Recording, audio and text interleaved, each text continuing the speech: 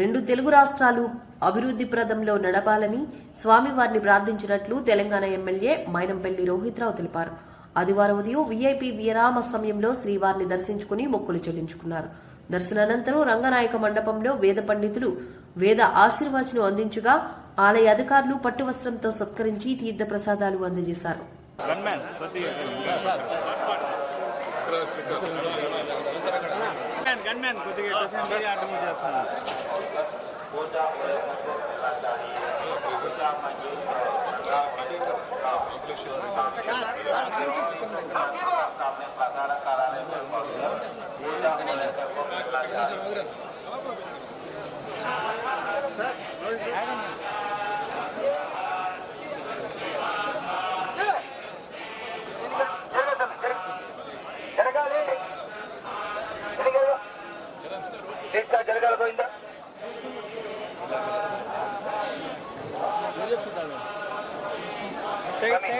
करण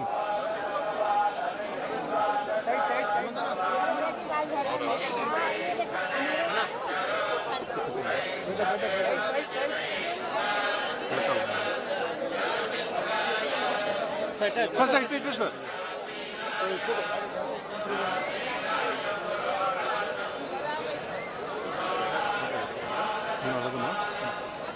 కాకి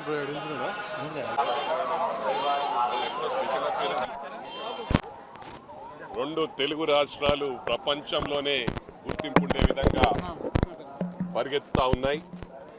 మరి అదే విధంగా రెండు రాష్ట్రాలు కూడా చల్లగుండాలని వెంకటేశ్వర స్వామిని కోరుతా ఉన్నాం. తప్పకుండా అది జరుగుతుంది.